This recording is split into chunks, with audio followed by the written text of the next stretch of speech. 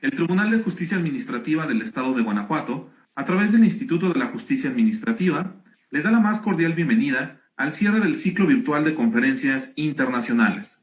Este día, agradecemos la presencia de nuestro conferencista, Dr. Eduardo Andrés Velandia Canosa, presidente de la Asociación Mundial de Justicia Constitucional, quien nos acompaña desde Colombia. De igual manera, agradecemos la presencia de la magistrada y los magistrados del tribunal, de la directora del Instituto de la Justicia Administrativa, de los servidores públicos de esta institución, de los jueces administrativos municipales de nuestro estado, así como de los litigantes y público en general que nos sigue a través de Internet. Bienvenidos todos. A continuación, escuchemos el mensaje de bienvenida del magistrado Gerardo Arroyo Figueroa, presidente del Tribunal de Justicia Administrativa del Estado de Guanajuato. Gracias, buenas tardes a todos. Los saludo con aprecio y afecto y le doy la más cordial de las bienvenidas al doctor Eduardo Andrés Velandia Canosa, quien es presidente de la Asociación Mundial de Justicia Constitucional.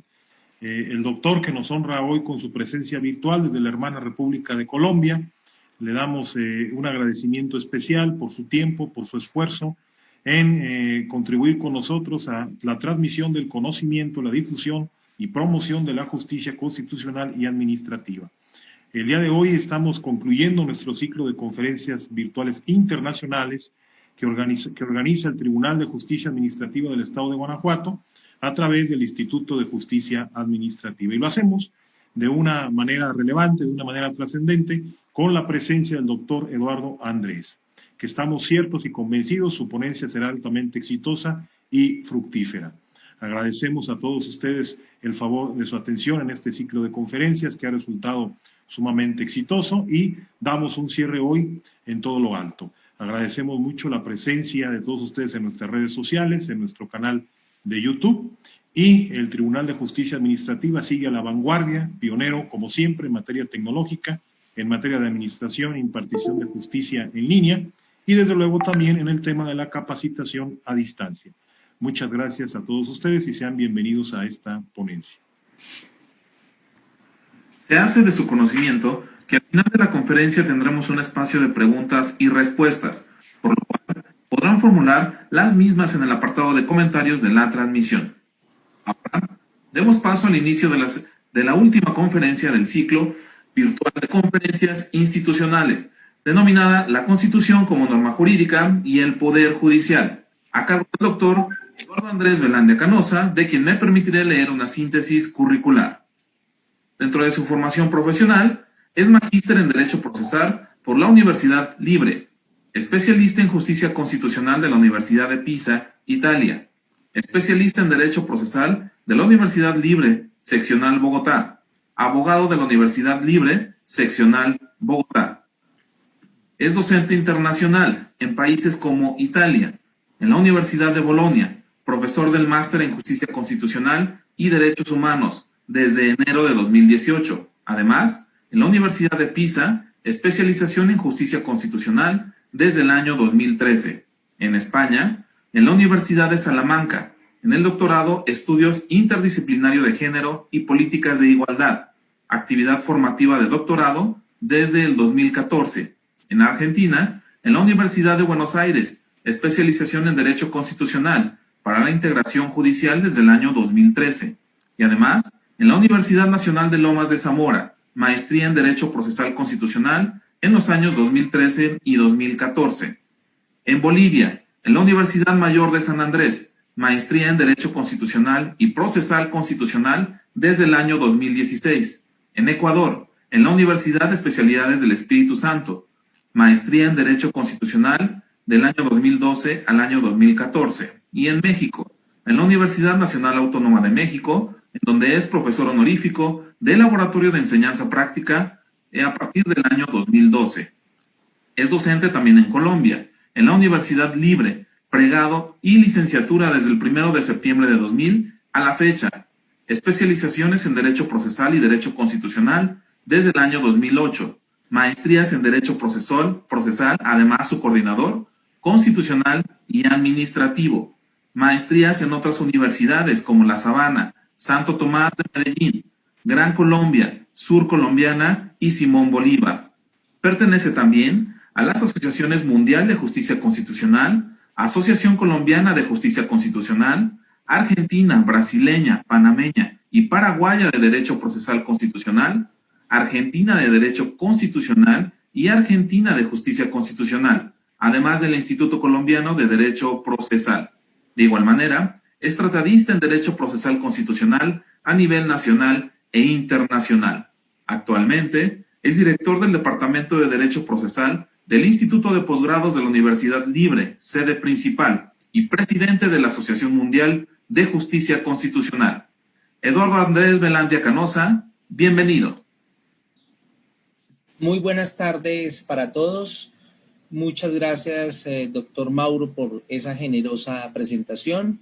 Un saludo muy especial a todos los magistrados que integran el Tribunal de Justicia Administrativa del Estado de Guanajuato, en particular a nuestro presidente, el doctor Gerardo Arroyo, a la magistrada Antonia Valdomino, que nos acompaña en esta presentación, y en general, como lo hemos dicho, un saludo muy especial a todos los magistrados, a todos los jueces administrativos, a los abogados, a los estudiantes y particularmente a todos los que de alguna u otra manera están siguiendo esta transmisión. Y también un saludo muy especial, un agradecimiento a la maestra Miriam Ramírez por su gentil invitación, por todo el trato tan generoso que he recibido de parte de ustedes, no solamente en esta oportunidad, sino en las oportunidades que físicamente los he podido acompañar directamente en el tribunal. Me han invitado a impartir una conferencia titulada La Constitución como norma jurídica y el Poder Judicial. Básicamente voy a compartirles unas pequeñas presentaciones que nos permitirán seguir un poco más atentamente la charla, la plática, como dicen ustedes en México, pero no sé si la pudimos compartir.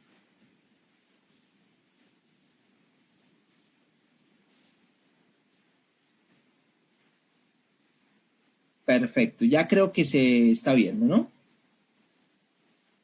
Bueno, cuando hablamos de cualquier tema, es tal vez importante resaltar un poco lo que el profesor Francesco Carneluti en alguna oportunidad nos dijo. Para conocer el derecho actual, el derecho vigente, el derecho que hoy tenemos en cualquiera de nuestros países, es muy importante también estudiar el derecho pasado. Y precisamente para conocer el derecho de cada uno de nuestros países, es muy importante conocer el derecho de otros países. Esto es lo que en la doctrina finalmente se tradujo como el método de derecho comparado y el método de derecho histórico. Para desarrollar esta plática, primero hablaremos de una introducción del por qué, la importancia de este tema.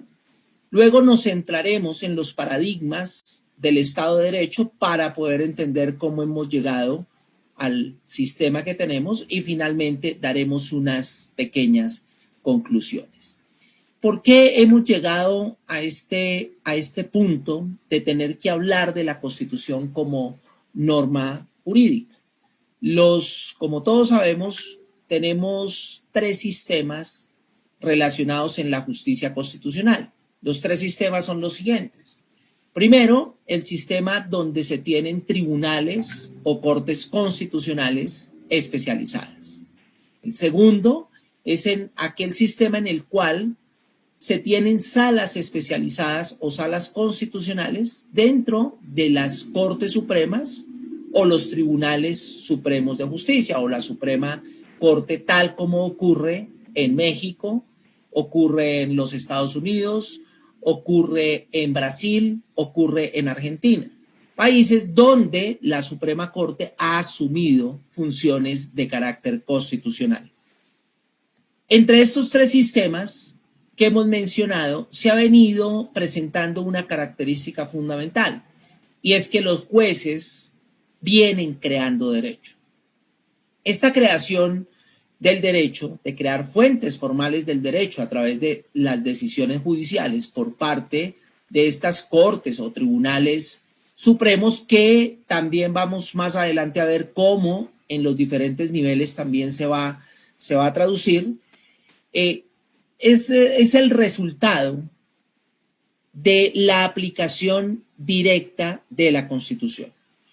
Pero a la vez de que es la aplicación directa de la Constitución, se presenta casi como una especie de herejía, porque lo que hemos aprendido, sobre todo en los países que seguimos la tradición del civil law o el derecho civil continental europeo, es que el único creador de las fuentes de derecho es el legislador, y básicamente lo hace únicamente a través de la ley.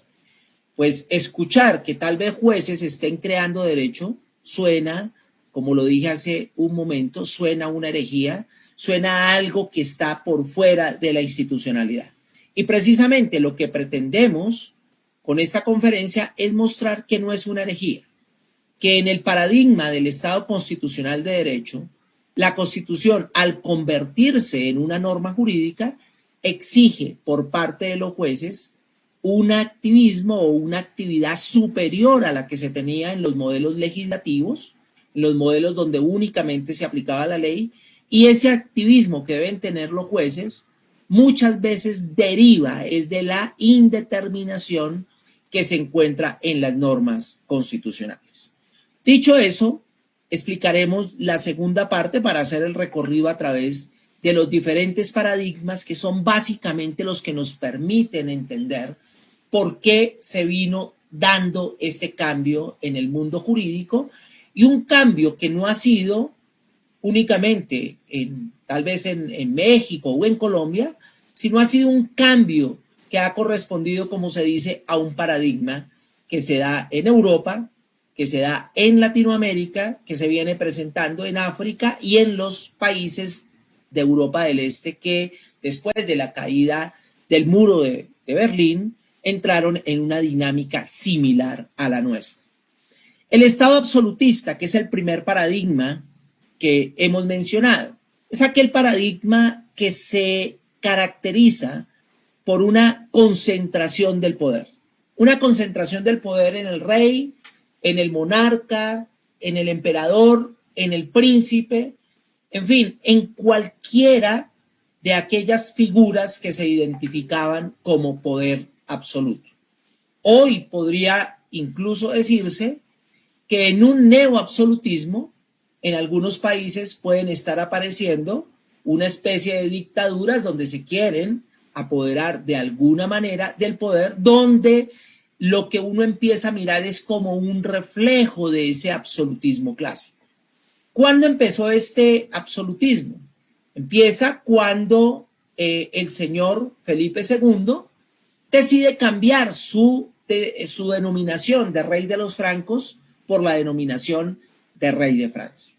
Estos, como lo indicamos ahí en esas pequeñas diapositivas, el Estado absolutista, en muchas ocasiones la doctrina lo denomina como aquel Estado preconstitucional, entendido por preconstitucional en aquellos periodos anteriores al constitucionalismo clásico, que surge a partir de la expedición de la primera constitución escrita, que como todos sabemos es la Constitución de Estados Unidos, la denominada Constitución de Filadelfia por la ciudad donde se promulgó, de 1787. A partir de ahí se identifica el periodo constitucional o el constitucionalismo clásico, algunos dicen el constitucionalismo moderno, o simplemente surge la etapa que podríamos denominar constitucional. Pero antes de ello no es que no existieran los estados, claro. Apareció el Estado nacional, como se conocía en Europa, y aparecen algunas teorías que están encaminadas a la fundamentación del poder. Estas teorías que fundamentan este primer poder son las teorías que tienen que ver con el absolutismo. Por supuesto, había un rey en el cual se concentraba todo el poder de tipo legislativo, por supuesto, el poder de tipo ejecutivo y el poder de tipo judicial. No es que el rey legislara, pero quien legislaba tenía que hacerlo a su imagen y semejanza, tenía que hacerlo como el rey quería, pero por encima de eso, el rey tenía el poder de retirar, de expulsar una disposición que se haya creado del ordenamiento jurídico. Lo que hoy claramente sabemos que con la separación o la división del poder no es posible. Desde el punto de vista judicial, no es que el rey profiriera las decisiones, pero los jueces tomaban sus decisiones de conformidad con el querer del rey. Se decía que los jueces tenían 3 vetos. El primer veto era por el tema religioso. Eran estados teocráticos, el juez no se podía pronunciar sobre temas religiosos. El segundo veto era sobre la eventual responsabilidad del Estado. Por eso cuando estudiamos responsabilidad de los estados, encontramos que existió un periodo en el cual había una irresponsabilidad de tipo absoluto, que fue precisamente en ese absolutismo y posteriormente en algunos estados se reflejó más allá del absolutismo. Y el tercer veto era sobre la figura personal del rey, y ahí era donde se encarnaba ese absolutismo. Ningún juez se podía pronunciar frente al rey como persona. Más allá de que se creyera que era el delegado de Dios en la tierra, como se creía que era el rey, pues él tomaba decisiones de manera absoluta.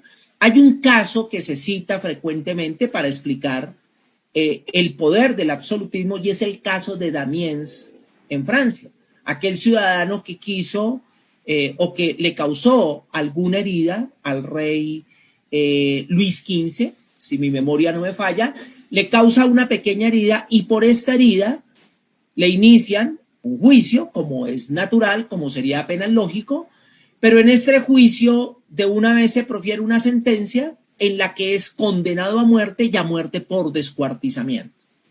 Un proceso donde se empieza a ver la falta, la ausencia en ese periodo absolutista de lo que posteriormente se conoció como el principio de legalidad.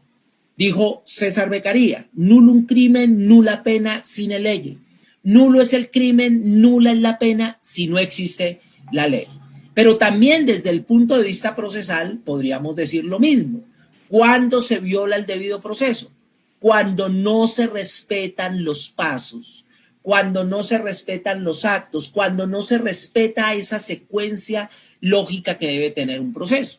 Y ahí se vio, el juez toma una decisión sin respetar ningún procedimiento previo, porque no existía, no había principio de legalidad, condena a este ciudadano Damiens a muerte sin que expresamente por esa conducta se hubiese consagrado, se hubiese tipificado esa conducta como delito y finalmente le impone una pena de muerte por descuartizamiento sin estar previamente definida.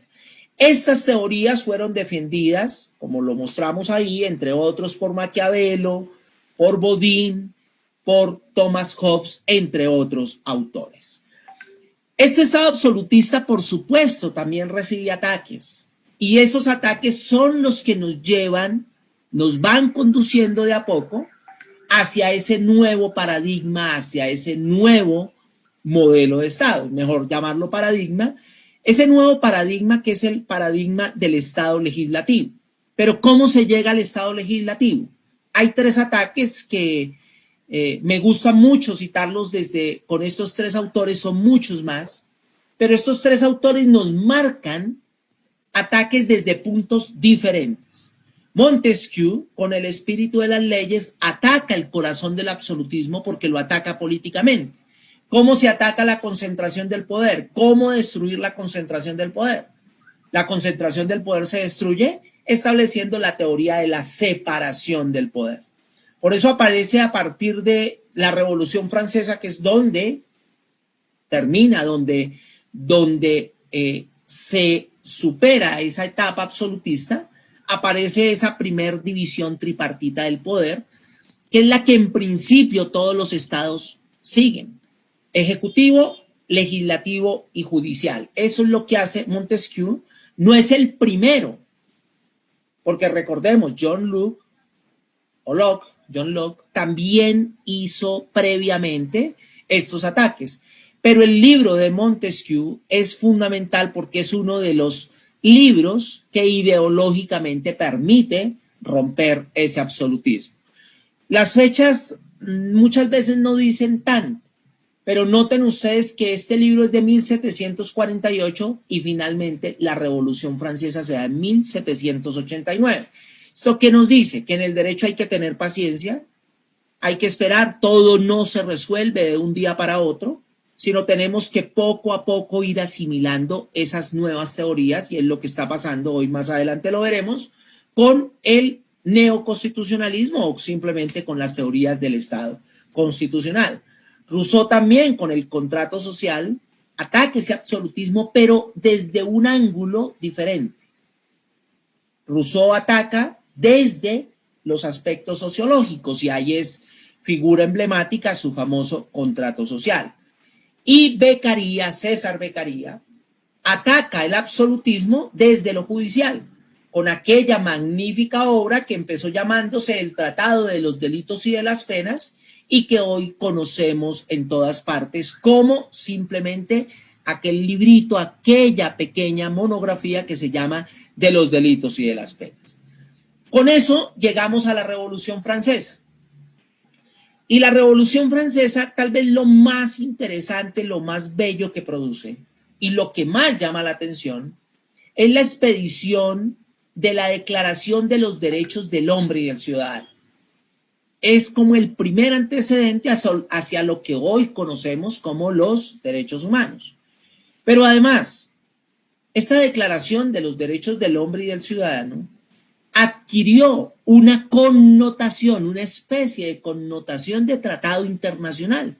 A pesar de que fue una declaración, no fue ratificada, pero muchos estados la asumieron como su justificación ideológica para dar un cambio, para dar el paso del absolutismo al estado legislativo, y tal vez en las Américas, en Latinoamérica, fue el documento ideológico que nos permitió pasar de ser una colonia de España o bueno, lo de Brasil es un poco diferente, pero por lo menos los países de habla hispana sí lo podemos decir, dejar de ser una colonia de España para ser unos estados soberanos e independientes. Tuvimos ese cambio.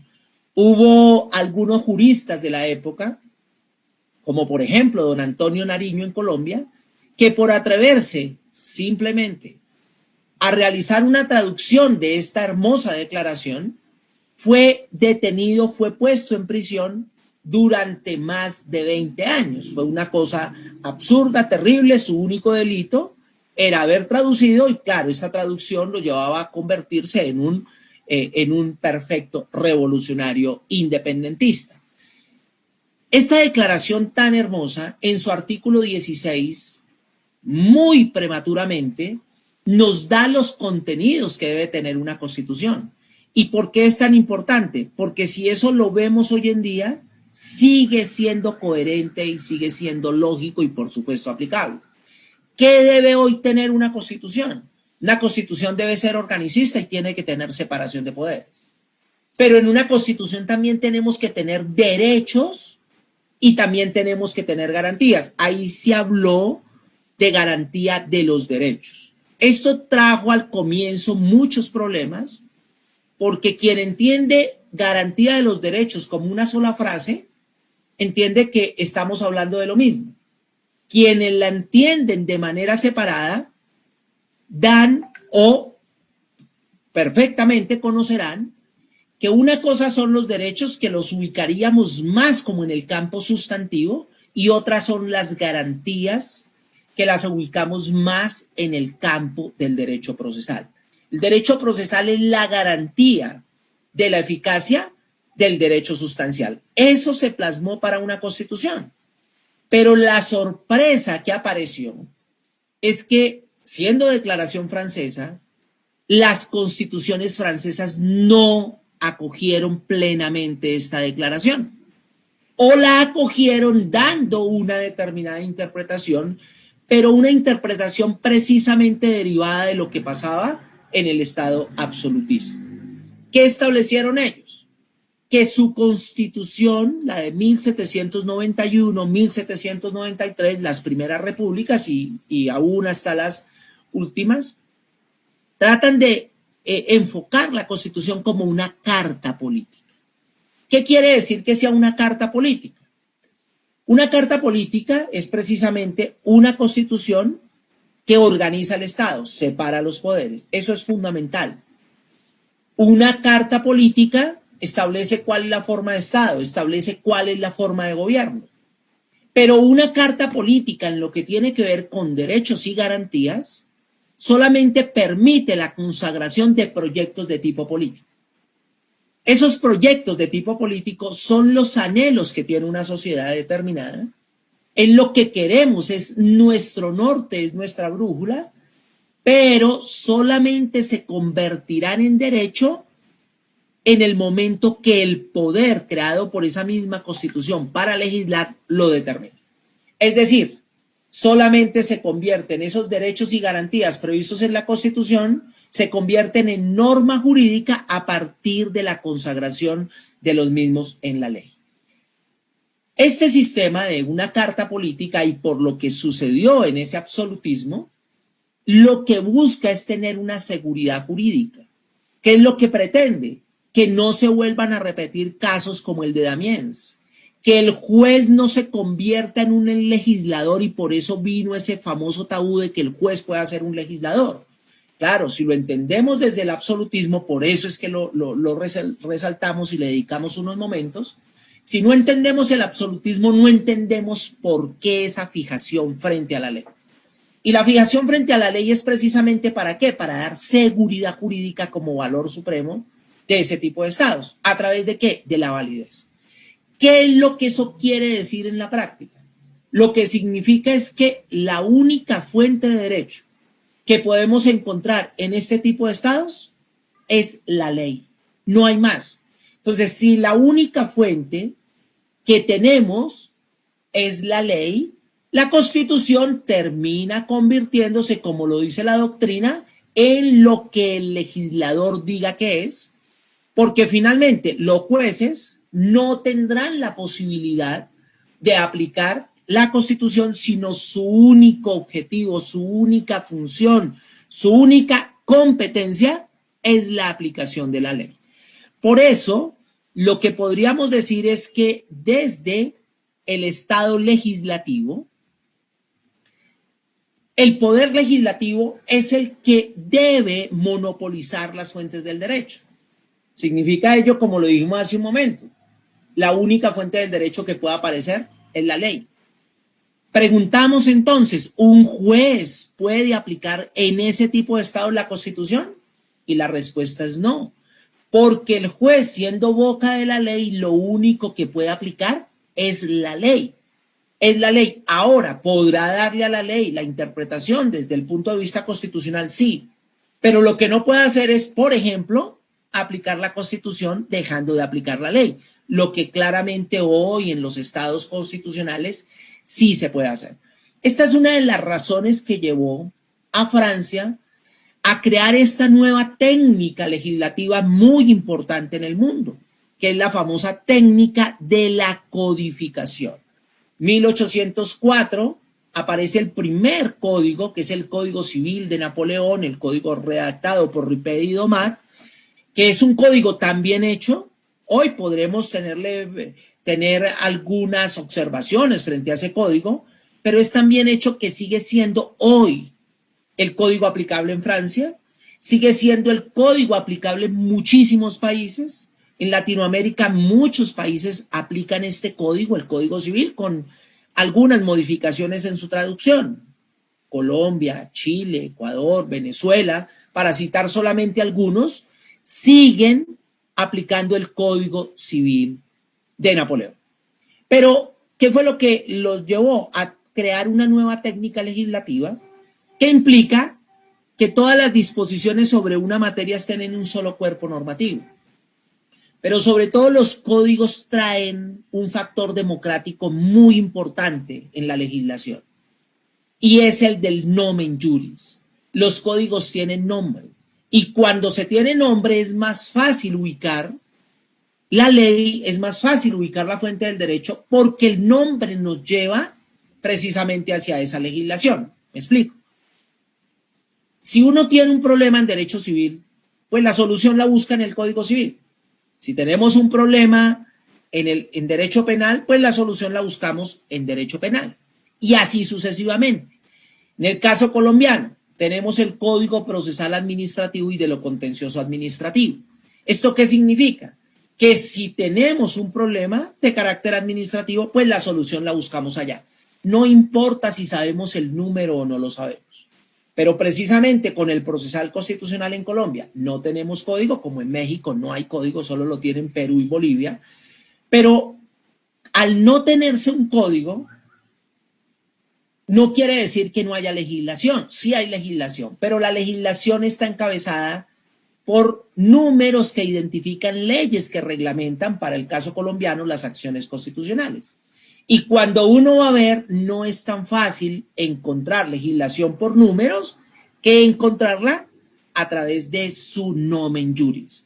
Uno cree que esto es simplemente un sofisma, ¿no? Yo he hecho la prueba con mis alumnos en maestrías inclusive de constitucional, que se supone ya son expertos, están a un paso para ser maestros en derecho constitucional, y les pregunta uno sobre cuál es la legislación que reglamenta cada una de las acciones constitucionales consagradas en la Constitución colombiana. Y la respuesta es que no lo saben. Y queremos que ese sea un derecho para no abogados. Pues es una contradicción. Si es para no abogados, la técnica debería ser más fácil. Lo que no está en la ley, decían ellos los franceses, simplemente no es derecho. Algo, un derecho lo tenemos consagrado en la Constitución, pero no está en la ley. Si está en la Constitución, pero no está en la ley, simple y llanamente, la conclusión es, no existe derecho. Lo que tenemos es un proyecto político. El constituyente, representación del pueblo, quiere que esto sea derecho, pero será derecho, es un proyecto, será derecho, por eso hablan ahí en muchos casos de normas programáticas, será simplemente derecho cuando el legislador quiera que sea. Y dura lex el lex, que es un aforismo romano que se aplica mucho en este tipo de modelos. La dura lex el lex quiere decir que la ley es dura, pero es la ley. ¿Qué es lo que eso significa? Que una vez esté consagrada la ley hay que aplicarla, así sea dura. Y uno lo observa, y eso es sobre todo ¿para qué? Para evitar que el juez tome decisiones. Uno lo observa en normas, por ejemplo, de hermenéutica jurídica. Dicen estas normas de hermenéutica jurídica legal, si dos normas chocan, si dos normas están en contradicción, debemos optar o bien por preferir la posterior si están en el mismo código o en la misma ley, o bien por la norma especial si están en leyes diferentes. Y ahí sí viene la pregunta, un poco introduciéndonos al artículo 1 de la Constitución mexicana después de la reforma de 2011. ¿Y cuál de las dos es más beneficiosa al ser humano? ¿Importa para algo? Y la respuesta en el Estado legislativo es no importa. Si están en el mismo código, se aplica la segunda. Y eso, si eso te perjudica, pues tu derecho era saber que te iban a perjudicar, porque fue dado previamente y por seguridad eso tiene que pasar y simplemente no tendrás ese derecho. Llegamos con esto, se consolida el positivismo, llegamos al final de la Segunda Guerra Mundial. Y con la Segunda Guerra Mundial aparece lo que se ha denominado en la doctrina el Estado constitucional. Es la denominación más común. Hablar de neoconstitucionalismo se ha convertido para muchos o es el Dios o es el diablo. Y la visión que yo tengo es que ni es Dios ni es diablo. Simplemente la teoría neoconstitucional lo que permite es establecer una diferencia entre dos tipos de constituciones, porque si bien es cierto, decíamos, con el Estado legislativo, que ahí también existe una constitución, la pregunta es, si ambos tienen constitución, ¿por qué solamente uno se llama Estado constitucional? Es lo que ha establecido la teoría que defiende el neoconstitucionalismo, que es una teoría que surge en la década del 70 en la escuela de Génova en Italia, la escuela que dirige el profesor Guastini, donde está el profesor Paolo Comanducci, donde está Mauro Barberis, donde está Susana Pozzolo, que estos dos últimos autores, que es a quienes se les atribuye acuñar el término neoconstitucionalismo, básicamente lo que establecen es una teoría que permite diferenciar las dos constituciones. La primera es una constitución política, pero esta del Estado constitucional es lo que algunos han denominado constitución normativa, otros han denominado constitución jurídica, otros simplemente hablan es de una constitución política con fuerza normativa, que eso implicaría entender primero que la Constitución sigue conservando lo que tenía la anterior, es decir, sigue siendo carta política. ¿Qué implica que siga siendo carta política? Que sigue teniendo la posibilidad de los proyectos de tipo político. También sigue siendo organicista, significa que sigue organizando el Estado, sigue diciendo cuáles son los órganos de poder. Entonces podemos tener ejecutivo, legislativo, judicial, división clásica, tripartita, pero pueden aparecer más. Si uno mira, por ejemplo, en Europa, después de la aparición de Kelsen, la Corte Constitucional es un órgano extrapoder, es otro poder. Si uno mira en el caso mexicano, el Tribunal Electoral prácticamente es otro poder. Si uno mira en Colombia, la Constitución colombiana habla de órganos autónomos e independientes. Habla de la Procuraduría General de la Nación, que es diferente a la Procuraduría Mexicana. Es el órgano, es el agente disciplinario de todos los servidores públicos, en el caso colombiano, pero están allá aparte, es otro poder.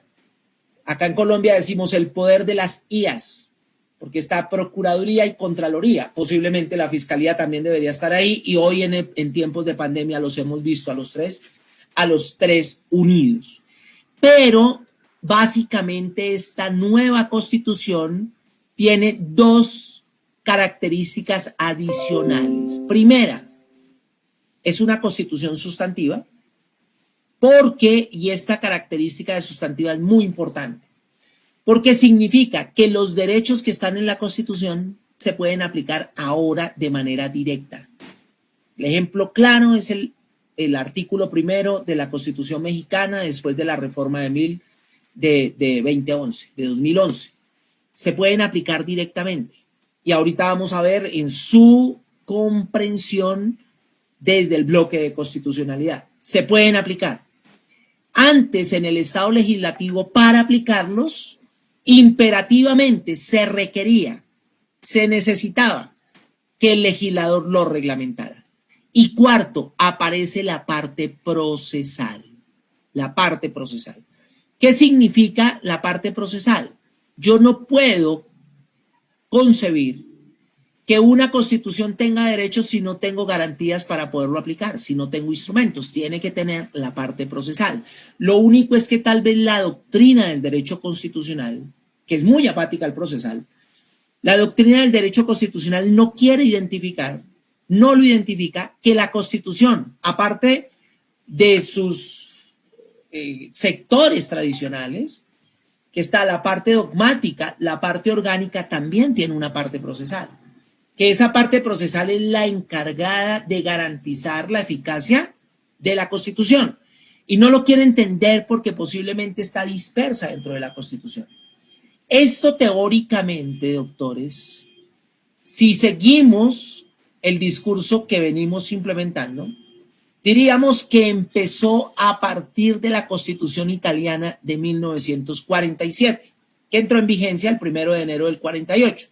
Por eso algunos dicen es la Constitución italiana del 48.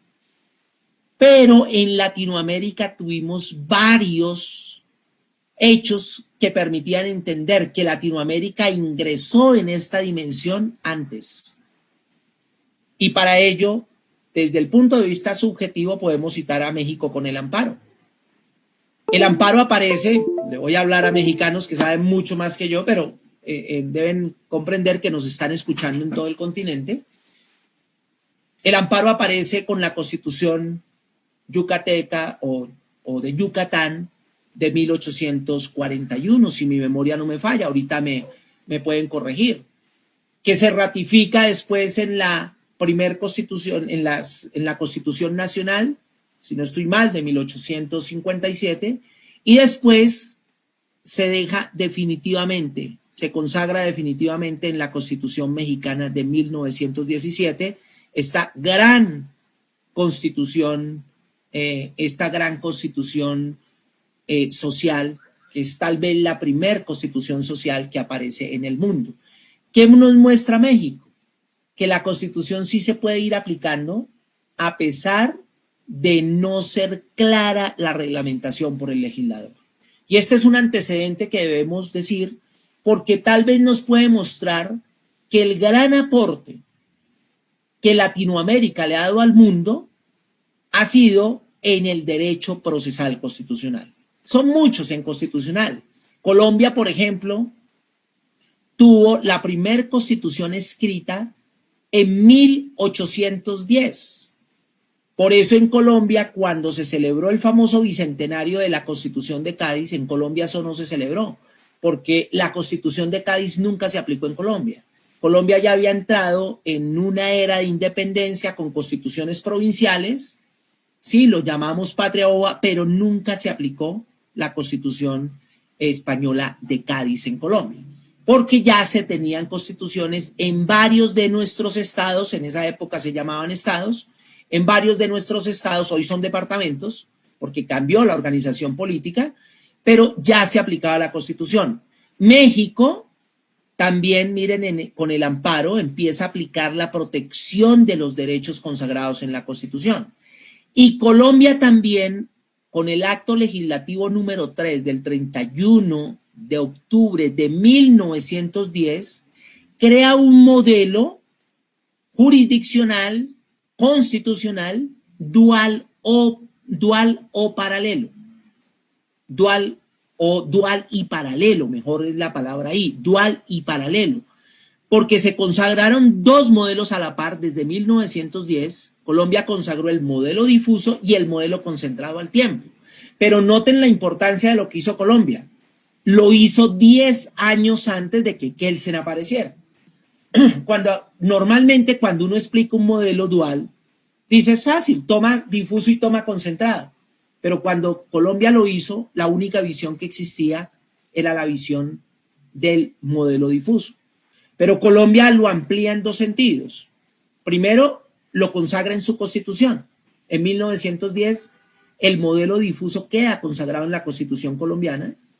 Y segundo, amplía ese poder porque no lo deja solo para el Poder Judicial, sino para cualquier funcionario. Un poco como después lo dijo la sentencia de la Corte Interamericana de Hellman contra Uruguay.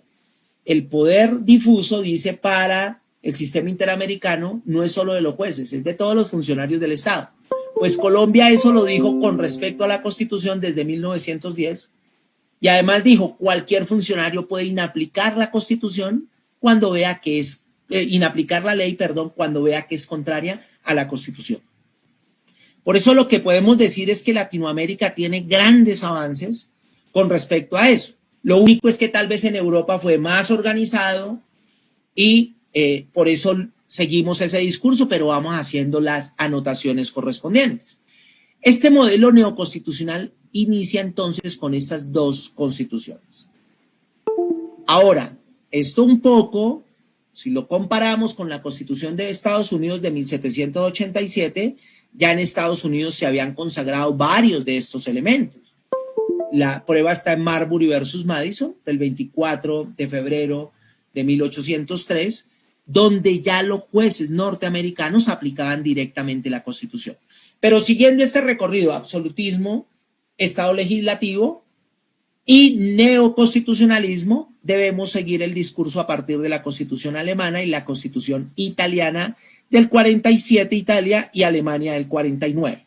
Con ello, en la década del 70 aparecen varias constituciones, pero hay dos muy importantes: Portugal del 76 por su influencia en Brasil y la Constitución española del 78 por su influencia en Latinoamérica.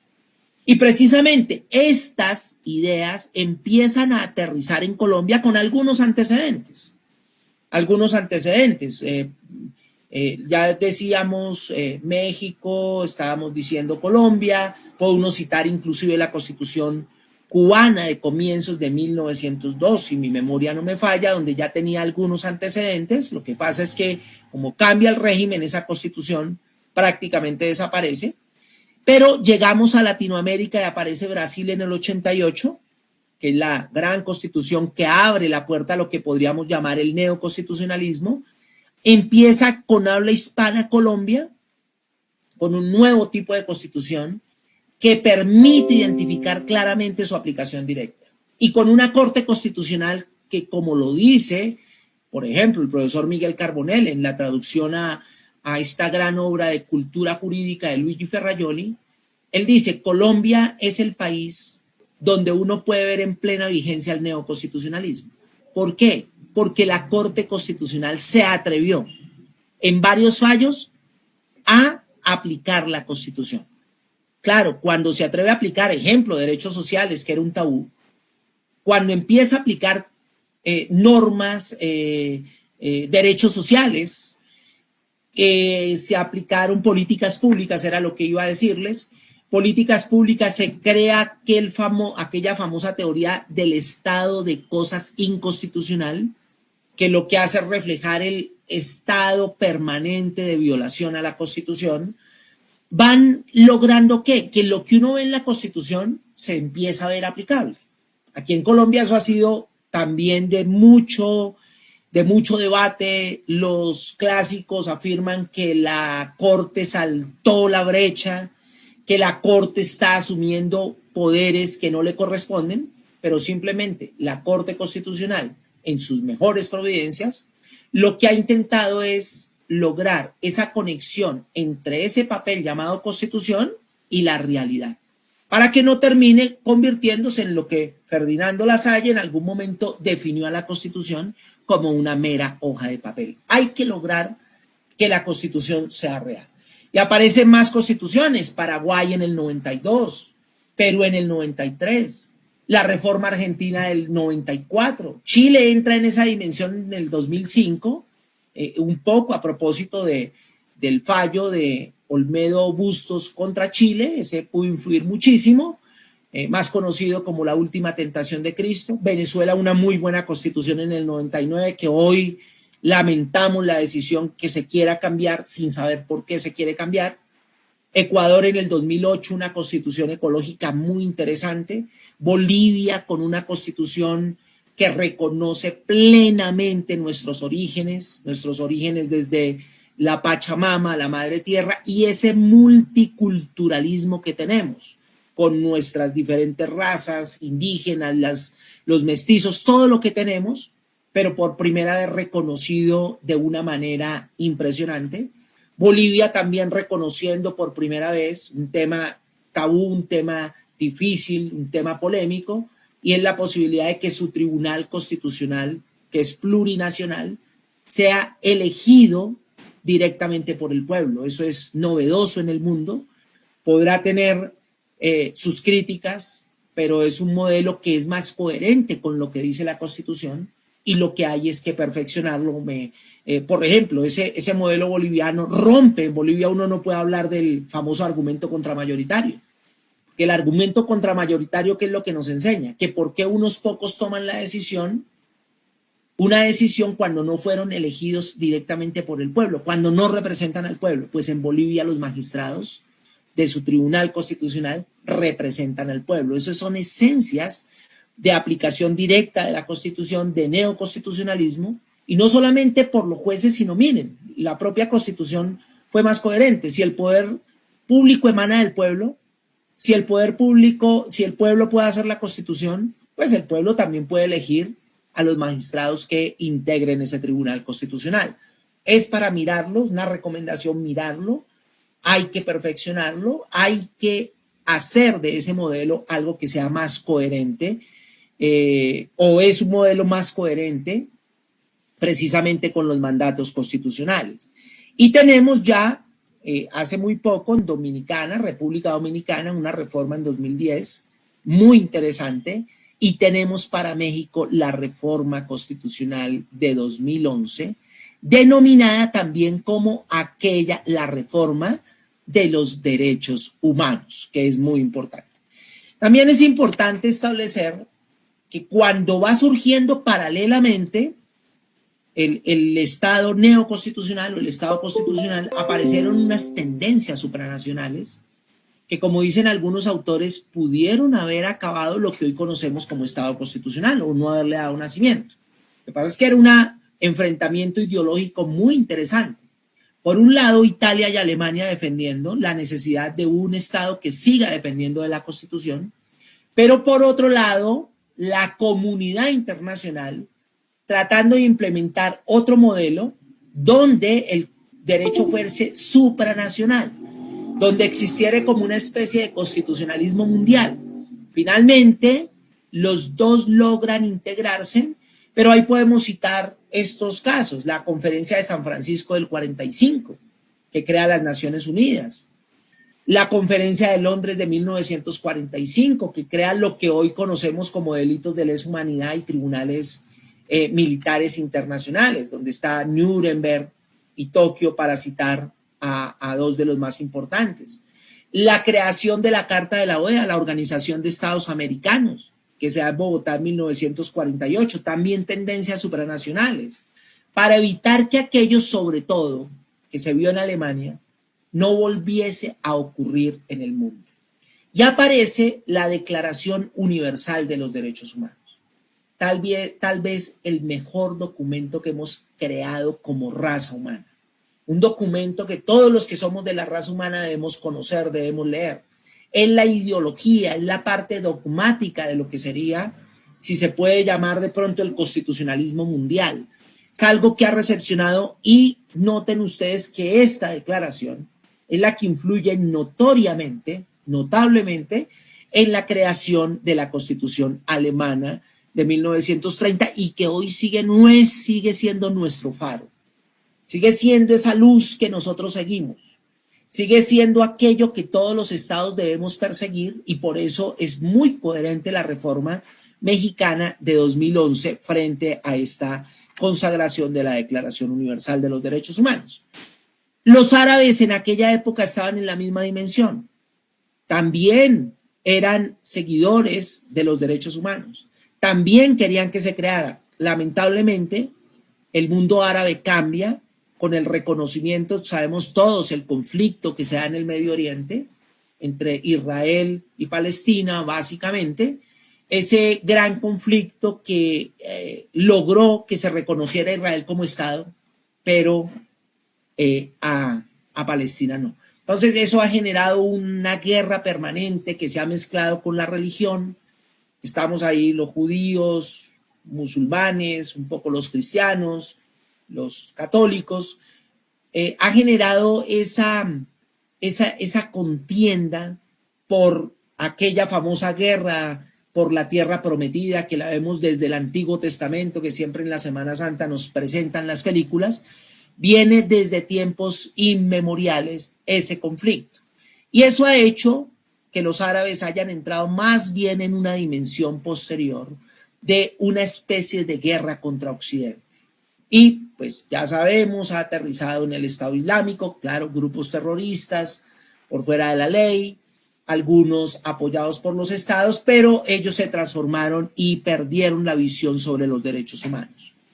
Y en 1950 aparece la primer convención de carácter permanente, Convención Europea de Derechos Humanos, que consagra la primer jurisdicción permanente encargada o que tiene la posibilidad de juzgar conductas cometidas por supuesto, los agentes del Estado, o violaciones a derechos humanos por la acción o por la omisión de los estados, con una posibilidad muy fuerte, que se condene a los estados por ser responsables. Responsabilidad internacional de los estados por violación de derechos humanos.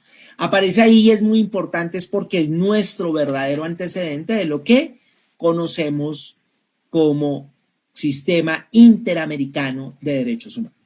Volviendo al Estado Nacional, que es la confrontación entre esa supranacionalidad y Estado constitucional, estas dos constituciones, ¿qué es lo que básicamente nos dicen? Primero, que los estados deben seguir partiendo de una constitución.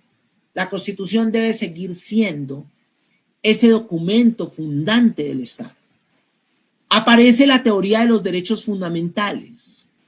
En Italia no están denominados así, pero interpretados así. En Alemania sí aparecen así en la Constitución. Y básicamente hablar de un derecho fundamental es hablar de un derecho de aplicación automática.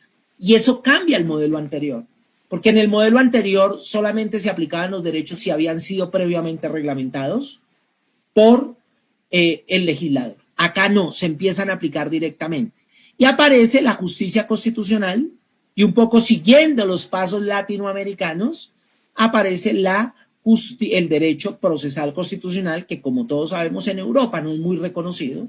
Ellos hablan de justicia constitucional, pero hablar de justicia constitucional en términos amplios es hablar sustantivo y hablar procesal. Pero en términos restringidos, hablar de justicia constitucional es similar a hablar de derecho procesal constitucional y es similar a hablar de la Judicial Review norteamericana, la revisión judicial de constitucionalidad, también de legalidad, pero en este caso de constitucionalidad.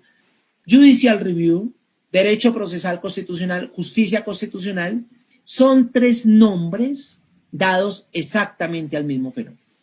Y los alemanes además crean o hablan del famoso recurso directo de constitucionalidad. ¿Cuál es el recurso directo de constitucionalidad? Aquel recurso que básicamente nos permita esto. Normalmente en el Estado legislativo los hechos se resolvían confrontando la ley. Entonces confrontábamos ley frente a los hechos. Un recurso directo de constitucionalidad es un recurso que a mí me permite resolver un caso acudiendo directamente a la Constitución. Si la ley está, pues la aplicamos, pero si no hay ley, que nos permite saltar directamente a la Constitución. Por eso, gráficamente, hablamos de un recurso directo a la Constitución. Ellos llaman recurso directo de constitucionalidad, que tiene semejanzas con lo que México crea con el amparo, mucha semejanza con la adaptación del amparo mexicano al amparo español de la Constitución de 1931, que es más parecida y que después aplican los alemanes en la Constitución, la famosa Constitución de Bonn. Una aplicación directa de la Constitución, que es el mandato. Es lo que decimos acá. Vamos a aplicar directamente la Constitución. Yo hoy entendía en clave de bloque de constitucionalidad. Vamos a aplicar que es la figura del bloque la que une las dos tendencias, la supranacional con la constitucional. Las condensa, las une y permite desde lo constitucional hablar del bloque de constitucionalidad o desde el sistema supranacional hablar del jus comune interamericano, del derecho común interamericano. Es la misma teoría, solo que una vista de la Constitución hacia arriba y la otra vista desde la Convención hacia abajo porque integra también la Constitución. Eso que parece muy fácil va presentando varias reglas. ¿Cuáles son los problemas que se nos presentan? Que cuando nos dicen apliquemos directamente la Constitución, encontramos que la Constitución tiene un sinnúmero de reglas que son indeterminadas, que tienen una mayor abstracción de lo común, unas normas que no lo dicen todo, pero a la vez no nos dicen nada, que son generalmente aquellas normas indeterminadas de los derechos fundamentales, diferente a aquellas normas de derechos fundamentales que son reglas, como por ejemplo, proscripción de la tortura. Es derecho fundamental, pero es regla. Pero hay otras, derecho a la igualdad. ¿Cómo sabemos qué es igualdad? Cuando algunos dicen que no hay mayor desigualdad que la igualdad entre desiguales. Es muy complicado. Libertad. ¿Dónde se puede sostener, se puede limitar o no la libertad? Debido proceso. Tutela judicial efectiva. Derecho de petición. Son un sinnúmero de derechos de petición donde dicen, todo el que hace una petición tiene derecho a una respuesta en términos razonables. ¿Qué es términos razonables? Entonces nos lo dice todo y no nos dice nada. Un par de autores, cuando empezaron a examinar estos problemas, dijeron, es que en la Constitución encontramos dos tipos de normas. Encontramos normas tipo regla y ellos dijeron, encontramos normas tipo principio. Y nos referimos a dos autores muy tratados, trajinados en Latinoamérica. Ronald Dworkin, quien con su famoso libro Los derechos en serio, dicen, como lo dice el profesor Eduardo Ferrer MacGregor, cambia el mundo. O podemos encontrar a Robert Alexy en Alemania, quien con su famosa obra sobre teoría de los derechos fundamentales, complementada con la teoría sobre la argumentación jurídica, también nos cambia todo. Y ellos empiezan a denominar, identificar un nuevo tipo de normas que las llamaron principios, pero diferente a lo que nos enseñaban de principios antes. Entonces nos decían principios y era como un catálogo de recomendaciones que había que seguir. Ellos dicen, no, los principios son normas que están en la Constitución en las cuales hay un mandato de optimización. Y uno dice, ¿y qué es eso? Pues lo que está diciendo la Constitución es que sobre los derechos fundamentales deben aplicarse en la mayor medida posible dependiendo lo jurídico y dependiendo lo fáctico. Y uno dice, sí, perfectamente lógico, comprensible, pero cuando lo vamos a aplicar, encontramos problemas. Porque el juez no encuentra una norma en la cual pueda aplicar aquello que aprendimos muy claramente, que es el principio de subsunción. Premisa mayor, derecho; premisa menor, hechos, y aparece una conclusión. La norma dice, el que matare. Si el hecho determina que mató, pues se aplica una consecuencia jurídica, que es incurrirá en prisión, responsable penalmente, incurrirá en prisión por tanto tiempo. Esa figura frente a normas de principio no pueden aparecer. Lo que lleva a que aparezcan en este estado nuevas técnicas de hermenéutica jurídica, pero aquí es donde empieza a aparecer el cambio. El cambio está en que esas normas, esa hermenéutica jurídica no es creada por el legislador, sino es una hermenéutica jurídica creada a partir de la doctrina creada por la jurisprudencia. A partir de estas visiones doctrinarias la crea la jurisprudencia, es decir, son los mismos jueces los que van encontrando cómo aplicar. La primera de ellas es la técnica de la concreción de la Constitución. ¿Cómo concretamos la Constitución? Encontramos una indeterminación y ¿qué es lo que tenemos que hacer? Descender esa regla indeterminada a una norma concreta. La indeterminación está en el principio, la concreción está en la regla. Por eso el profesor Diego López Medina afirma que lo que se hace en el derecho de los jueces es que los jueces en muchas ocasiones sacan sus reglas de los principios. Por ejemplo, las constituciones, la mayoría de constituciones no hablan de parejas del mismo sexo, de matrimonio entre parejas del mismo sexo. Pero ya varios tribunales, bueno, en varias partes son los legisladores, pero donde no, los tribunales han venido estableciendo esa regla. ¿Qué hacen? Concretan esa indeterminación. Muchas veces la concreción de la indeterminación simplemente sacar reglas a los principios, es establecer razones para decidir, que es lo que tradicionalmente se conoce como la famosa ratio decidente. Esa indeterminación le saca una regla, esa regla me permite a mí resolver el caso, pero esa regla que creó el juez es tan general que se puede aplicar a los siguientes casos. Y es donde empieza a aparecer la necesidad del precedente. ¿Por qué? Porque tenemos ausencia desde el punto de vista legislativo. ¿Cómo concretar la Constitución? La indeterminación de la Constitución. Aparece una técnica que es la denominada la aplicación del principio de proporcionalidad. La proporcionalidad, esas técnicas en la proporcionalidad son las que nos permiten medir cómo concretamos. Y nos permiten además medir si el que concretó no violó la Constitución. En el control de constitucionalidad lo vemos, pero se puede hacer a través de eso. ¿Qué es lo que nos piden sobre todo? Armonización de principios. Y esto sobre todo aplicable ya a esa consagración de normas nacionales y supranacionales. En las normas nacionales y supranacionales no hay jerarquía. ninguna es superior a otra. ¿Qué es lo que tenemos? Lo que tenemos es que armonizarlos. No es que recepcionemos directamente la jurisprudencia de la Corte Interamericana como si fuese superior a nosotros, no. Es armonizarla. ¿Cuál de las dos es más beneficiosa a los derechos humanos? Por eso la reforma constitucional mexicana me encanta, porque desciende la norma supranacional al nivel constitucional, pero no hace lo que hacen otros estados, ponerla por debajo, no, a la par. Están ahí las normas de derechos humanos. Pero si las dos son contradictorias entre sí, ¿cuál hay que aplicar? La que sea más beneficiosa al ser humano, aplicando los principios pro homine, pro persona, pro libertatis.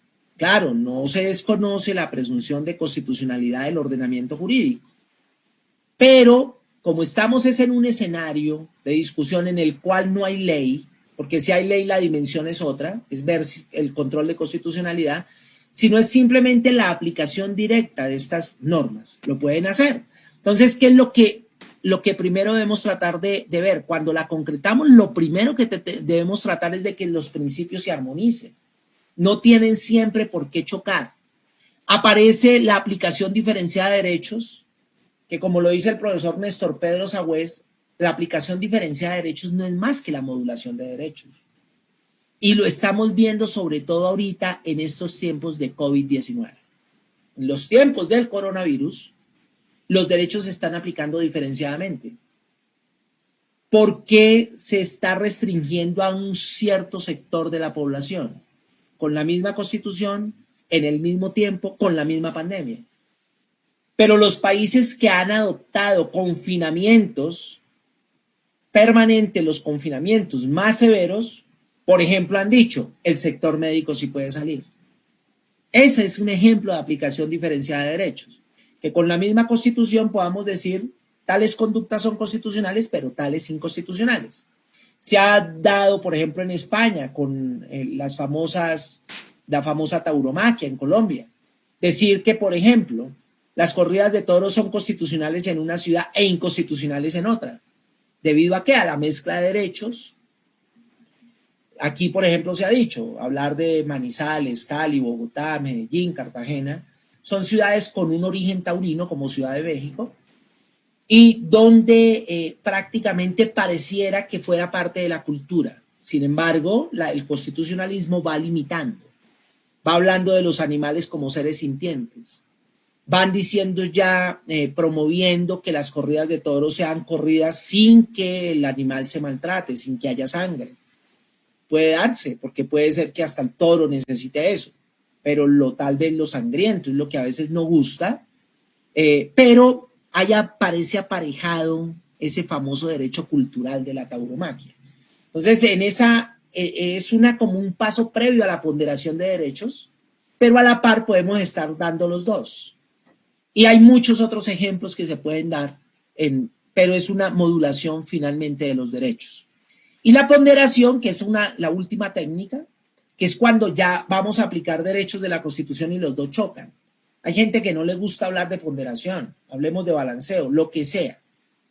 Pero la pregunta es, ¿cómo aplicamos una norma que está en la Constitución si choca con otra? Es decir, ¿cómo yo determino que aplico una y no aplico otra? Como pasa en la eutanasia, como pasa en el aborto, como pasa en qué otros casos, en los temas médicos. Bueno, son muchísimos casos donde los derechos finalmente chocan. Tenemos que aplicar alguna técnica. Uno puede no compartir a Robert Alexy, pueden criticarlo. La teoría de él, la teoría matemática, y sobre todo cuando llega a la fórmula del peso, es muy difícil. Casi nadie la aplica. Pero a Robert Alexy hay que abonarle que es el autor que se ha preocupado por decir cómo resolver ese conflicto entre normas que están dadas en la Constitución y que no existe una regla previa de definición. En un caso puede ser una, en otro caso puede ser otra. Eso hay que aplaudirle a Robert Alexy, ya hay que hacer algo, porque si aplicamos directamente la Constitución, esto lo podemos encontrar en algún momento, y yo creo que dentro de la técnica de la proporcionalidad, y hablar de la proporcionalidad en sentido estricto, que es lo mismo que hablar de ponderación de derechos, yo considero que debemos aplicar las teorías de Robert Alexi. La Corte Constitucional colombiana ha tenido varias etapas, pero hoy se puede decir que lo viene aplicando. Claro, cada caso es diferente y es precisamente lo que dice la ponderación. De pronto aparece una sentencia donde no la aplican textualmente, técnicamente igual, y es porque los mismos casos muchas veces no lo exigen. No lo exigen. Aparece entonces como un punto fundamental para poder establecer el tema relacionado con la aplicación de la Constitución, la teoría del precedente. Tenemos muchos jueces, ¿y qué es lo que estamos diciendo? Los jueces hoy pueden aplicar directamente la Constitución, cualquier juez. Pero son muchos jueces y cada uno la puede aplicar en dimensiones diferentes. Por ejemplo, frente a parejas del mismo sexo, unos jueces decían si se pueden casar, otros decían no, lo único que pueden tener es un matrimonio, otros decían no, lo único que pueden es convivir, otros decían no, eso es absolutamente inmoral. Y lo que están y llegaban a extremos casi de confundirlos con una conducta punible. Pues la manera de superar esa indeterminación, esa inseguridad, es con la teoría del precedente. Se supone gráficamente que todo puede llegar a una instancia superior, a los tribunales, como pasaría en México, Tribunal de Justicia Administrativa, jueces administrativos, cuando ellos aplican la Constitución, piensen una norma que se ha de aplicar directamente desde la Constitución, una norma constitucional que no tiene reglamentación legal y hay que aplicarla. Pues cada juez dando su argumento puede pensar algo diferente. ¿Cómo se va unificando? Pues todos los jueces que pertenecen al Tribunal de Justicia Administrativa de Guanajuato, pues van a ser, desde el punto de vista de su decisión judicial, controlados por el tribunal. ¿Por qué? Porque va a ser su segunda instancia y una vez tome una decisión de cómo se interpreta esa norma, pues los jueces de inferior jerarquía lo tendrán que acatar. Y podríamos obtener una unificación en el Tribunal de Guanajuato, cómo se aplica esa justicia administrativa y la justicia constitucional particularmente. Si se trata de la Constitución local, pues el Tribunal Administrativo de Justicia Administrativa de Guanajuato, si depende de ellos, será el máximo tribunal. Si aparece una sala constitucional, será la sala constitucional. Pero sobre la Constitución Nacional, ellos toman una decisión y podrán unificarla, pero hasta ahí. Otros tribunales de otros estados, Quintana Roo, por ejemplo, podrá tomar una decisión diferente, del Estado de México, del DF, en fin, los diferentes tribunales que podemos encontrar en México. Pueden tomar decisiones diferentes, lo que nos lleva a pensar que este tribunal resuelve el problema de una manera, este de otra y así sucesivamente. Por eso tiene que existir un mecanismo que permita que la Corte de Cierre, caso mexicano, Suprema Corte de Justicia de México, tenga la posibilidad de pronunciarse sobre esa indeterminación, porque las Cortes de Cierre tienen además la función de unificar el derecho, de perfeccionar el derecho objetivo. La perfección del derecho objetivo no solamente da seguridad jurídica, sino le da coherencia a un sistema. ¿Y por qué? Porque la Corte es una sola y finalmente la Corte tomará la decisión. En países como Colombia tenemos varias cortes, pero en tema constitucional, por ejemplo, nuestras acciones de tutela, que es un poco el equivalente, con sus diferencias, por supuesto, al amparo mexicano, tenemos acá, por ejemplo, acción de habeas corpus individual, tenemos amparos colectivos, tenemos acción de inexequibilidad y de nulidad por inconstitucionalidad aparte, que tienen características similares, por eso tienen sus diferencias. Pues en lo constitucional será la Corte Constitucional, en algunos casos el Consejo de Estado colombiano, que es el Supremo Tribunal de lo Contencioso Administrativo, y en algunos casos la Corte Suprema de Justicia. Pero cada corte podrá en el cierre tomar una decisión, y esa decisión que toman debe ser una decisión de stare decisis, una decisión de estarse a lo decidido, una decisión de precedente constitucional vinculante, un poco siguiendo, si vemos el derecho norteamericano, que ellos son los expertos en temas de precedente, los anglosajones, podemos ver la sentencia Cooper versus Aaron de 1958, que como varios autores la han definido es el segundo Marbury versus Madison. Es aquella sentencia que fija el stare decisis como aquella regla según la cual una vez la Corte toma una decisión constitucional, todos los tribunales, jueces y en general todas las autoridades del país deben acatar esa disposición. ¿Cómo encontraríamos tal vez, parafraseando a Hans Kelsen, en una pirámide jurídica en este sentido? Tendríamos la Constitución en la cúspide, que sigue siendo hoy en bloque de constitucionalidad, porque como lo dice el artículo 1 de la Constitución mexicana, es Constitución, pero además Convención Americana. Y a la Constitución y a la Convención Americana la rodean los fallos constitucionales de la Corte Constitucional o Suprema con funciones constitucionales o Sala Constitucional, pero además los fallos de la Corte Interamericana, porque entre las dos crean eso, un bloque o un derecho común, Ahí tenemos la cúspide.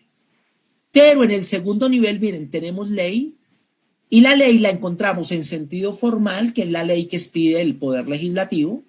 Encontramos los decretos con fuerza de ley, que son los que expide el Ejecutivo, pero materialmente son ley. Y existe en esa misma dimensión el precedente constitucional vinculante. ¿Cuándo hay precedente constitucional vinculante? Solamente lo podemos encontrar cuando el legislador no ha cumplido con su función. Es decir, cuando tenemos la Constitución, pero no tenemos una ley que la reglamente. Y lo único que dice el Estado constitucional, en mi sentir, la conclusión es esta: en la ley no se acaba el derecho. Si la Constitución dice algo, pero el legislador no lo dijo, pues el juez la puede aplicar. Y en ausencia de ley, el precedente constitucional vinculante se convierte en una fuente formal de derecho que debe ser respetada de la misma manera que se respeta la ley en sentido formal. Que para cambiarse tiene que seguir derroteros argumentativos similares al cambio de una ley. Es decir, si es la Corte, algunas cortes establecen para cambio de precedente una mayoría absoluta. Se establecen procedimientos más difíciles, pero el precedente se podrá cambiar, sí, como se cambia la ley. ¿El precedente se podrá inaplicar? Sí, como en el control difuso, cuando el precedente viole ¿qué? O la Constitución entendida en bloque, es decir, o el texto normativo de la Constitución o la Convención Americana. Y finalmente tenemos los reglamentos. Y con esto llegamos a estas pequeñas conclusiones y ya no los molesto más. Primera conclusión. Hoy hablar de inconstitucionalidad, abstracta o concreta, también puede ser identificada por violar la Constitución, precisamente por la aplicación del bloque de constitucionalidad, que hoy claramente lo encontramos en México después de la reforma constitucional de 2011. Segunda, hoy ninguna norma es superior a otra. Por eso tenemos que ir armonizando. La Convención no es superior a la Constitución. Hoy en esa armonización hablamos de la famosa teoría del diálogo entre derechos, por ejemplo. Hablamos de la justicia constitucional multinivel, porque podemos encontrar la respuesta en cualquier nivel. Simplemente que debemos armonizarlos, porque no es que podamos aplicar una norma inferior violando la Constitución, no. Lo que aplicamos es la norma que más garantice lo que ideológicamente tiene la Constitución, que es la protección de los derechos constitucionales, en los cuales están los derechos humanos. Los derechos humanos hoy son parte de la Constitución. Una aplicación en la interpretación de la proporcionalidad y la ponderación aparecieron y la hacen los jueces. Esto es creación judicial. Y esa creación judicial no busca un objetivo diferente. Esto es lo que me parece más de fondo, que la eficacia de los derechos humanos en México, Colombia y todos los países que han adoptado la ideología del neoconstitucionalismo. Y finalmente, desde el punto de vista de la justicia constitucional, Mi concepto es que hoy debemos hablar de una justicia constitucional multinivel de carácter trial. ¿Quiénes ejercen hoy control de constitucionalidad? ¿Existe el modelo difuso al estilo norteamericano? Sí. Y sobre todo ha aparecido después de la sentencia Hellman contra Uruguay, precedida por Almonacid Arellano contra Chile, en la cual que nos dicen que cualquier juez, cualquier servidor del Estado, cualquier tribunal, sea judicial o administrativo, puede aplicar el control de constitucionalidad. Porque el control de convencionalidad, como dice el profesor Héctor Fixamudio, lo dijo en el Congreso Iberoamericano de Tucumán, fue una videoconferencia también, ¿qué nos dijo el profesor Fixamudio? Siempre que hablemos de control de convencionalidad en el derecho interno, no estamos haciendo cosa diferente que hablar de control de constitucionalidad. Entonces, hablar de eso es hablar de un control difuso, que rompe el mandato de muchas constituciones. ¿Quién lo puede hacer? Hoy cualquiera. Segundo, ¿existe paralelamente un modelo concentrado? Sí. Suprema Corte de Justicia de México, Corte Constitucional en Colombia o cualquier corte que defina un tema constitucional, Sala Constitucional, donde las salas operen, Costa Rica, por ejemplo, podríamos citarla, Paraguay, Chile, en fin, cualquier país de los que tenga sala constitucional. Y supranacional, si internamente no se pudo controlar a través del denominado control de convencionalidad, que inicialmente se le dijo control de constitucionalidad concentrado, pero es un control de constitucionalidad ejercido por la Corte Interamericana de Derechos Humanos. Entonces, hoy a la Constitución entendida en bloque, podemos darle estas tres protecciones: por cualquier funcionario, por el juez encargado constitucionalmente para hacerlo, o por la justicia supranacional. Muchas gracias y quedo atento al debate. Agradecemos al doctor Eduardo Andrés Velandia Canosa por sus valiosas aportaciones. Demos paso, doctor, a la sesión de preguntas. Como primera pregunta tenemos la siguiente. Doctor, ¿el control difuso no rompe la división de poderes? Yo considero que no. La división de poderes implica que tengamos el Ejecutivo con unas funciones claras, Legislativo con funciones claras y Judicial con funciones claras. ¿Qué es lo que busca el control difuso de convencionalidad? Simplemente que se cumpla, que se pueda aplicar la Constitución entendida en bloque, particularmente aquí en la parte que tiene con la Convención Americana de Derechos Humanos, es aplicarla. Si nosotros encontramos un derecho convencional, encontramos un derecho en la Convención Americana, es absurdo que tengamos que decir que en el derecho interno no se puede aplicar. Hay un caso en Colombia muy famoso, acabó de pasar hace menos de un mes, el caso de un exministro de Estado, asesor uno de los ministros, no como magistrado de una corte, sino de gobierno, de Estado, Andrés Felipe Arias, fue condenado por la Corte Suprema de Justicia en un fallo de única instancia. Todos sabemos, la Convención Americana consagra el derecho en los juicios penales a la doble instancia, a la doble conformidad, a impugnar la sentencia condenatoria.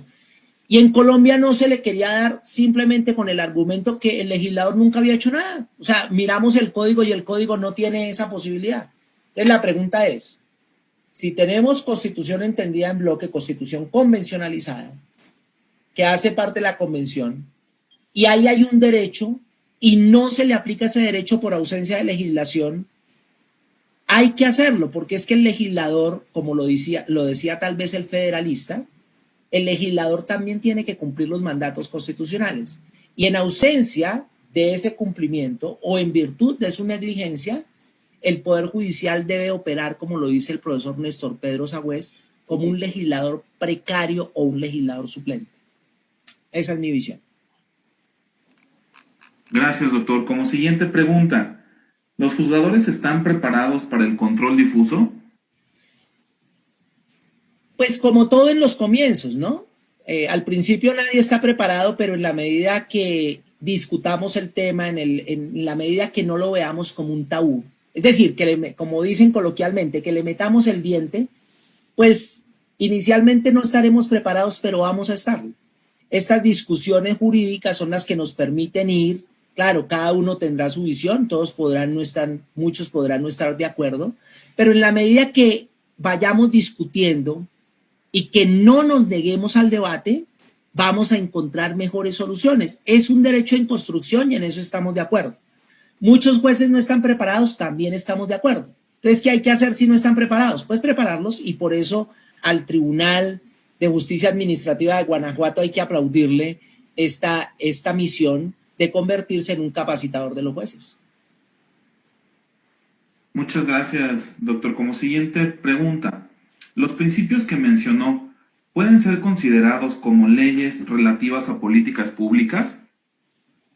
Yo creo que sí, es que finalmente la Constitución es una norma para cumplirse. Yo creo que en eso no debe existir duda. Es decir, si está una Constitución en un Estado, pues la idea es que se cumpla. ¿Qué es lo que pasa con la Constitución? Que la Constitución tiene muchos proyectos que muchas veces no podemos cumplir de inmediato, porque la Constitución es el proyecto, es nuestro norte a seguir. Y cuando uno hace un proyecto, pues pone en ese proyecto lo que no tiene. Normalmente uno cuando hace un proyecto de vida no pone en el proyecto de vida lo que ya consiguió, sino pone lo que no ha conseguido. Y de ahí en adelante la lucha jurídica, desde lo legislativo, lo judicial, lo académico, es conseguir esos objetivos que están en la Constitución.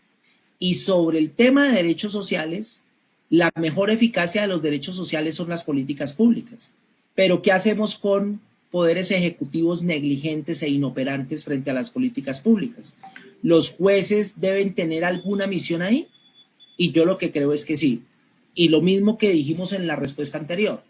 Son temas difíciles, son temas discutibles, son temas que nos llevan a una nueva dimensión, pero sobre todo son temas que nos llevan a prepararnos más. Y si nos preparamos, yo creo que vamos a encontrar jueces, y tal vez la Corte Constitucional Colombiana lo ha mostrado con temas de derecho a la vivienda digna. Hoy se está discutiendo un tema en el mundo de la famosa renta básica, producto de que está apareciendo un nuevo derecho social que es el derecho a sobrevivir.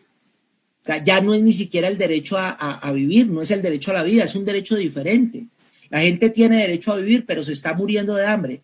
¿Cómo logramos que la gente no se nos vaya a morir de hambre? Hoy es por la pandemia, pero va a terminar la pandemia y va a venir otro monstruo que todos anhelamos, que es la inteligencia artificial. ¿Qué va a traer la inteligencia artificial? Gente sin empleo, gente que se va a morir de hambre, y eso no se puede solucionar sino con políticas públicas. Y si los estados no lo hacen, el gran reto de los jueces del siglo XXI es entrar en esas nuevas dimensiones que tradicionalmente no era su misión. Gracias, doctor. Siguiente pregunta. ¿El principio de subsidiariedad evitaría el debate sobre la invasión de la Corte Interamericana de Derechos Humanos sobre las Cortes Nacionales? Sí, claro. Precisamente la justicia supranacional tiene esas dos características: subsidiaria, complementaria o residual. Una de las tres es la dimensión que le permite a la Corte supranacional, interamericana en este caso, asumir competencia.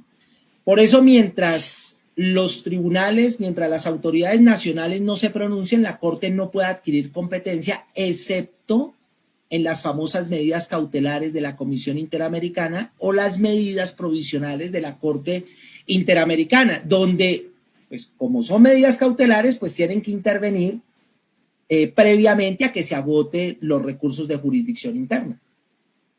Pero sí es por ahí. Gracias, doctor. Como última pregunta, por cuestiones de tiempo y de logística, nos mencionan lo siguiente. Algunos autores y juzgadores, en lugar de bloque de constitucionalidad, hablan de que en realidad es más correcto hablar de un corpus juris. ¿Cuál es su opinión? Me parece que es exactamente hablar de lo mismo. ¿Qué es lo que hace el bloque de constitucionalidad? El bloque de constitucionalidad es una figura constitucional que permite recepcionar el derecho internacional de los derechos humanos para ponerlo en el mismo nivel constitucional. Pues cuando ya hacemos eso, hablamos es de un corpus juris, de un cuerpo jurídico, y por eso en el sistema interamericano también hablan del jus commune interamericano, derecho común interamericano. No importa la denominación realmente no es lo de fondo, pero lo que sí es de fondo es que hoy los tenemos a todos en el mismo cuerpo. Ya no es derecho dual, sino es un monismo, es un solo derecho, y que deben aplicar las autoridades nacionales, y si no aplican las autoridades nacionales ese derecho, pues en virtud de la complementariedad que nos dijeron hace un momento, va a asumir competencia los órganos supranacionales. Muchas gracias, doctor. A continuación, cedo el uso de la voz a la magistrada Antonia Guillermina Baldovino Guzmán, titular de la tercera sala del Tribunal de Justicia Administrativa del Estado de Guanajuato. Buenas tardes a todos. A nombre del Tribunal de Justicia Administrativa del Estado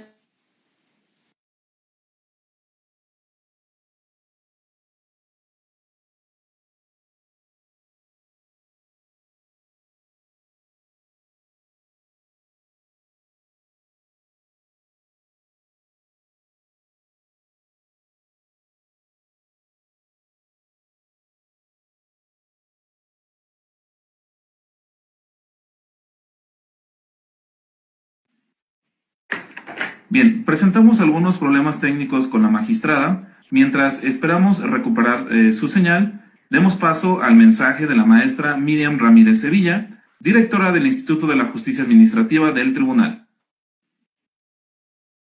¿Qué tal? Muy buenas tardes. Muchas gracias, doctor. Muchas gracias, magistrado. Queremos agradecer también la participación de todos los compañeros que el día de hoy se suman a la capacitación y profesionalización que oferta el Tribunal de Justicia Administrativa a través del Instituto. Pues los invitamos a que sigamos sumándonos, a continuar con nuestras actividades. Agradecemos la presencia también de magistrados que tuvimos de los estados de Guerrero, Zacatecas y Colima. Muchas gracias por acompañarnos y sin más preámbulo, magistrada, adelante, que tengan muy bonita tarde. Gracias, Miriam. Una disculpa, tuvimos por ahí una falla técnica, pero bueno, agradecer al doctor su extraordinaria conferencia, por habernos compartido sus conocimientos y reflexiones en este tema, así como todo un gran recorrido de evolución constitucional que sin duda nos ha llevado a la reflexión, sobre todo sobre ese modelo trial de justicia constitucional. Con esta gran participación es como concluimos el ciclo virtual de conferencias internacionales. No me resta más que agradecer, doctor, de verdad su valiosa participación, su contribución a este Tribunal de Justicia Administrativa. Un abrazo a la distancia, muchísimas gracias. A mis compañeros magistrados, al personal del tribunal y a todas las personas que nos han seguido a través de internet, jueces administrativos, servidores públicos, abogados litigantes, les agradezco su atención. Que tengan ustedes una muy buena tarde. Es así como damos por concluida la presente conferencia. Todas las conferencias del presente ciclo las podrán visualizar en el canal oficial de YouTube del Tribunal, @TJA Guanajuato. A partir de este momento, podrán solicitar su constancia en la liga registro.tjagto.gov.mx. Agradecemos de igual manera a las personas que se conectaron al ciclo virtual de conferencias internacionales, especialmente a los estudiantes de las universidades de Guanajuato y de Guerrero, a los abogados y público en general de España, de Buenos Aires, Argentina y de Bogotá, Colombia. Los invitamos a estar pendientes de nuestras redes sociales, donde daremos a conocer las siguientes capacitaciones del tribunal. Que tengan todos ustedes muy buena tarde.